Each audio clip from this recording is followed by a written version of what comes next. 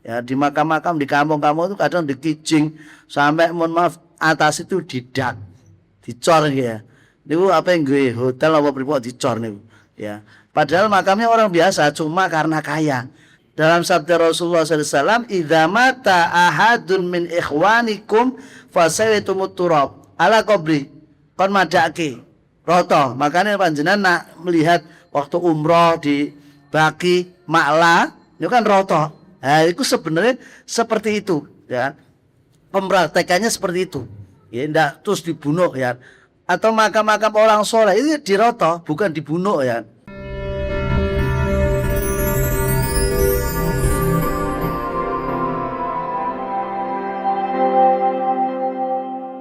Berikutnya di kitab Al-Sunnah wal Jamaah karangan Mbah Maksum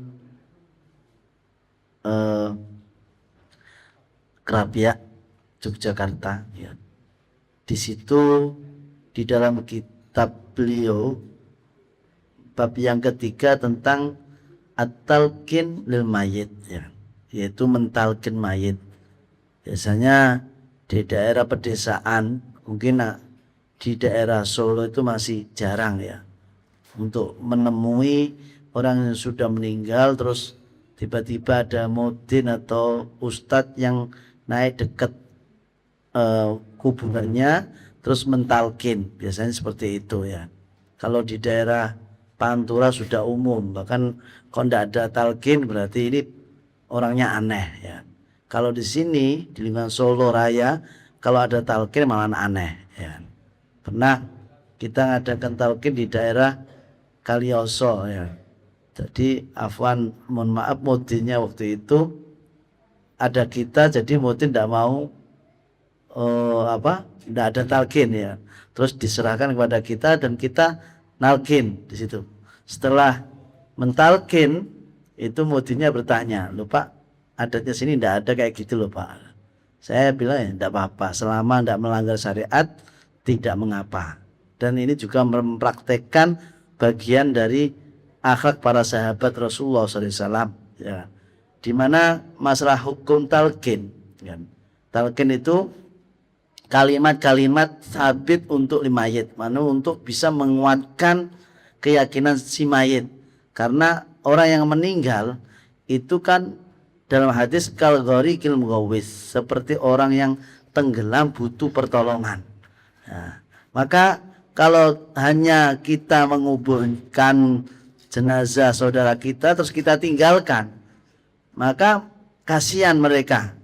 Kalau mereka ahli ilm, ahli sholah, orang soleh mungkin mereka beruntung. Tapi kalau saudara tetangga kita ini setengah-setengah ya, ndak ahli soleh, ndak ahli ilm ya kan, kumat-kumatan ya, pripun mau kita tinggalkan. Mereka itu butuh pertolongan kita ya. Nah, disitulah talqin itu untuk mengingatkan. Biasanya di situ ada kalimat man rabbuka, itu disebutkan pentalkin itu. Nanti ya kan saya ingat itu Pak disebut jenis Pak ini bin ini ya, mangke insyaallah sekedap malaikat mungkar nakir dari panjenengan. Mangke mereka akan menanyakan tentang pangeran panjenengan. Mangke nanyakan kitab panjenengan, imam panjenengan sinten, kutwae panutan panjenengan sinten, saudara jenengan sinten, ditanya semua. Maka terus kita talqin, nanti tanya sinten pangeran jenengan, jawab man rabbuka, Rabb Allahu Rabbi dan lain sebagainya. Nah, sampai terus doa di situ. Maka di sini dibahas di dalam fatwanya Ibnu Taimiyah. Ya, Ibnu Taimiyah itu kan sekitar 600-an setelah Imam Ghazali ya. Beliau ini fatwanya itu condong ke kelompok-kelompok, mungkin tidak kelompok kita ya. Seperti kelompoknya Imam Maliki ya, kelompoknya Imam Ahmad bin Hambal. Ini fatwanya Ibnu Taimiyah ini dipakai di dalam kitab beliau juz pertama dikatakan hadza talqin al-madhkur, yakni talqin mayit setelah mengubur. Itu dikatakan qad sabata an ta'ifatin minas sahabah. Ternyata sudah terjadi dilakukan oleh para sahabat Rasulullah SAW ya. Annahum amaru bihi, ka Abi Umamah Al-Bahili wa ghairi, seperti sahabat Rasulullah Abi Umamah Al-Bahili ya kan, yang mana beliau ini dimakamkan di Suriah. Beliau juga pernah mengamalkan tentang talqin. Bahkan Sayyidina Umar bin Khattab radhiyallahu anhu juga mengamalkan talqin. Waktu itu ada sahabat yang meninggal, terus Sayyidina Umar bin Khattab mendekati kuburan sahabat itu, terus mentalkin kalimat-kalimat supaya sahabat itu yakin dan mampu menjawab saat malaikat mungkar nakir datang di situ. Waruya fi hadis anin Nabi sallallahu alaihi wasallam. Nanti ada hadis Nabi Muhammad sallallahu alaihi wasallam tapi tidak termasuk hadis sahih ya. Dan juga lam yakun katsir minas sahabat yaf'al, dan tidak banyak sahabat yang mempraktekkan mengamalkan talqin tersebut ya. Nah, adapun hadis yang mungkin tidak termasuk sahih, di situ qala Abu Umamah Al-Bahili, Sayyidina Abu Umamah Al-Bahili mengatakan, idza ana mitu atau mutu fasna'u bi, dikala aku nanti mati, fasna'uni, maka lakukan itu kepadaku, kama amarona Rasulullah sallallahu alaihi wasallam an-nasna'a bi mautana ya. Seperti Rasulullah SAW memerintahkan kepada kami untuk melakukan yaitu talqin. Talqin kepada siapa? Jenazah para sahabat-sahabat Rasulullah SAW. Amarona Rasulullah SAW faqala, Sayyidina Abu Umamah Al-Bahili diperintah oleh Rasulullah SAW, beliau mengatakan idza mata ahadun min ikhwanikum, dikala wonten salah setunggal saudarane kula panjenengan nisedo, fasawaitumut turab ya, fasawaitumut turab itu padakno. Nah makanya mohon maaf ya, untuk kuburan sing di napa jenenge dibunuhke kayak gunung ya, niku khilaf antar ulama.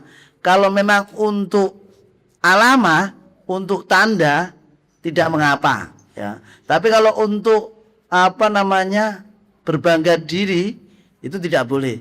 Makanya masalah kijing itu perlu kita perhatikan ya. Di makam-makam di kampung-kampung itu kadang dikijing sampai mohon maaf atas itu didak, dicor ya. Niku apa yang gue hotel apa pripot dicor niku ya. Padahal makamnya orang biasa cuma karena kaya. Maka di daerah sebelah pojok Karanganyar itu ada satu kampung makamnya kuburannya itu dicor semua bagi orang yang mampu, sedangkan orang yang tidak mampu hanya biasa. Nah, itu kayaknya menunjukkan kalau yang dicor itu berarti orang-orang kaya, sing biasa orang-orang miskin. Nah, itu hampir kelihatan di situ. Maka dalam sabda Rasulullah SAW, idza mata ahadun min ikhwanikum fasawaitumut turab ala qabri, kon madake roto. Makanya panjenengan nak melihat waktu umroh di Baki Ma'la itu kan roto. Nah, itu sebenarnya seperti itu ya. Pempraktekannya seperti itu. Ya enggak terus dibunuh ya. Atau makam-makam orang soleh itu diroto, bukan dibunuh ya. Dibunuh tanahnya, diratakan. Falyakum ahadukum ala ra'si qabri ya kan. Maka alangkah baiknya di antara salah satu di antara kalian ini apa? Berdiri terus menghampiri ra'si qabri, yaitu deketi kepalanya si mayit tadi, deket nih sambil mengatakan apa? Ya fulan bin fulana. Jadi disebut yang mati sama nama ibunya. Misalnya jenenge Henry bin Sarina misalnya. Disebut jenenge ya. Ndak ada Sarina nih ya. Nah, wonten kan repot mangga ya. Fa innahu yasma'uhu wala yujibu. Sesungguhnya tadi Henry bin Fulan bin Sarina itu tahu mendengar apa omongane sing nalkin atau orang di sekitar kubur tadi. Wala yujib, tapi mereka tidak bisa menjawab. Ini sabda Rasulullah SAW. Kemudian apa? Summal yakul. Kemudian katakan ya Fulan bin Fulana, yaitu Henry bin Sarina. Fa innahu yastawi qaidan. Terus apa namanya? Ada yang mengatakan posisi terus duduk ya kan, dari yang nalkin tadi. Sumal yakul kemudian mengatakan ya fulan bin fulana fa innahu yaqulu arsyidna yarhamukullah. Sesungguhnya si mayit itu kalau kita mengatakan Hendri bin Sarina niku dia arsyidna ngomong nih kita ndak tahu ndak dengar jawabannya. Kalau ngerti krungu jawabannya sido melayu ya ana swara Kang Paidi opo situ mana ora situ nus kita talkin man melayu kabeh sak peziarah ya arsyidna yarhamukullah walakin la tashurun tapi kula panjenengan sing ke kuburan boten krasa kemudian fal yakul udhkur ma kharasta alaihim minad dunya syahadatu an la ilaha illallah wa anna muhammadar abduhu wa rasuluh wa innaka radita billahi rabba wa bil islami dina wa bi muhammadin nabiyya bil qur'ani imama. Nah ini isi talqinnya. Fa inna munkaran aw nakir ya'khudhu kullu wahidin minhuma bi yadi sahibi wa yaqulu intalik bina ma yuqiduna.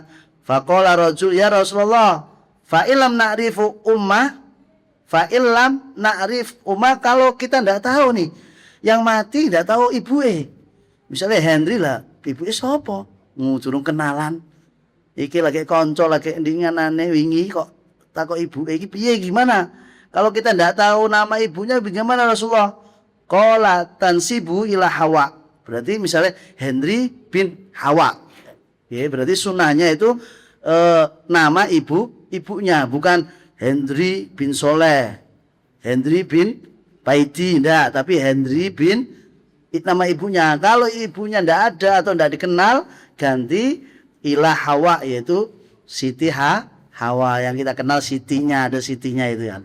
Terus ya fulan ibnu Hawa ya. Yaqulu Syaukani Imam Syaukani mengatakan dalam kitab Al-Talkhis hadzal hadis isnaduhu jayyid. Oh, berarti hadisnya masih jayyid, bukan dhaif. Berarti masih bahasanya layak jadi hujah hukum bahwasanya talqin itu sudah diajarkan oleh Rasulullah Shallallahu Alaihi Wasallam. Saya mudah-mudahan sedikit pengertian tentang masalah talqin ini bisa menjawab yang selama ini mungkin kita ragu talqin apa ora ya, talqin apa ora ya.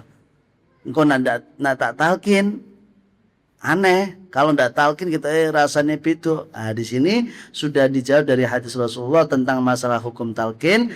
Ternyata Rasulullah sudah mengajarkan kita lebih-lebih tadi si mayit bin nama ibunya bukan nama ayahnya. Kalau tidak diketahui ibunya maka bisa diganti dengan nama Sayyidah Hawa. Itu sedikit tentang masalah hukum talqin. Insyaallah besok kita lanjut tentang masalah hukum-hukum yang ada di lingkungan kita yang mungkin kita kurang mengetahui hukumnya masih layak untuk dijadikan hujah hukum bagi kita semua. Mungkin itu yang bisa kami sampaikan, mudah-mudahan bisa bermanfaat apa yang kita sampaikan zahir wa batin.